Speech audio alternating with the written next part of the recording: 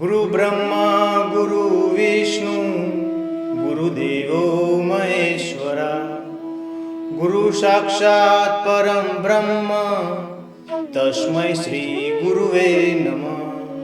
तस्मै श्री गुरुवे नमः।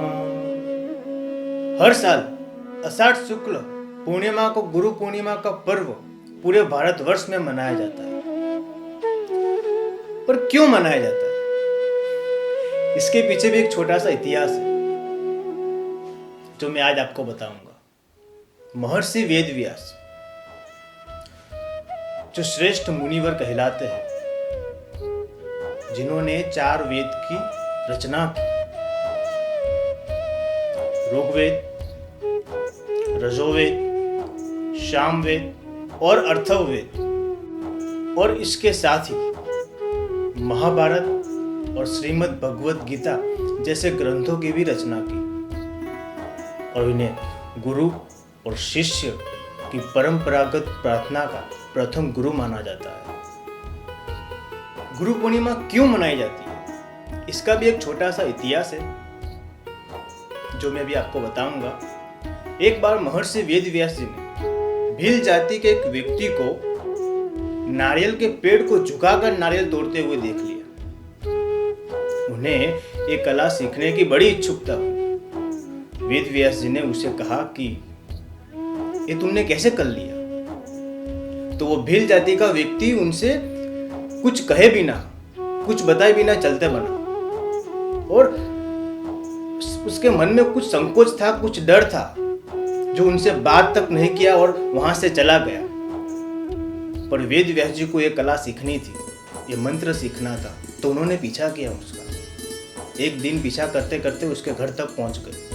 वो तो घर पे नहीं मिला, पर उसका बेटा घर पे मिल गया। तो वेदव्यास जी ने उसे इस बात का पूरा वर्णन किया।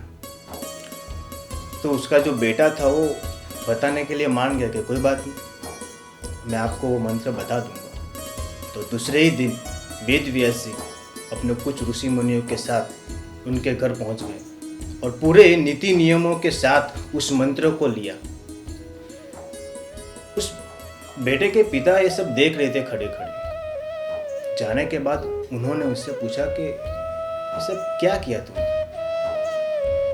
तुम्हें क्या लगता है कि मैं ये मंत्र उन्हें नहीं दे सकता था? जिसके पास से मंत्र लिया जाता है वो गुरु तुल्य हो जाता है, और हम छोटी जाति के, हम गरीब लोग हैं, हम कैसे उनके गुरु बन सकते हैं?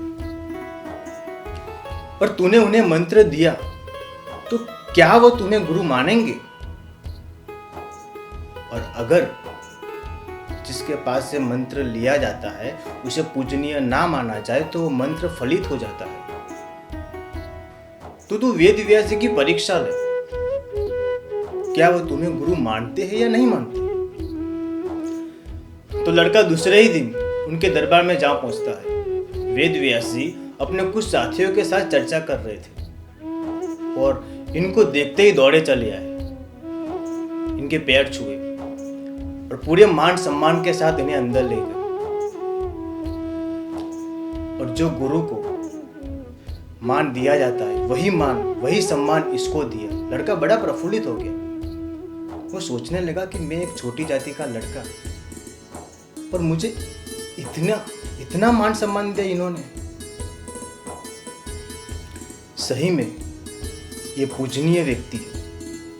और तभी से एक गुरु शिष्य परंपरा में व्यास जी को अग्रणी गुरु, महान गुरु माना जाने लगा, और वर्ष का एक दिन ब्रह्मज्ञानी सद्गुरु को समर्पित किया गया। और तभी से जो गुरु पूर्णिमा या व्यास पूर्णिमा कहा जाता है वो प्रचलित हुआ, और उस दिन से गुरु पूर्णिमा मनाया जाने लगा। और आप सभी को गुरु पूर्णिमा की हार्दिक हार्दिक शुभकामनाएं। अगर आपको ये वीडियो अच्छी लगी हो तो लाइक कर देना, सब्सक्राइब करना और मुझे कमेंट करके जरूर बताइएगा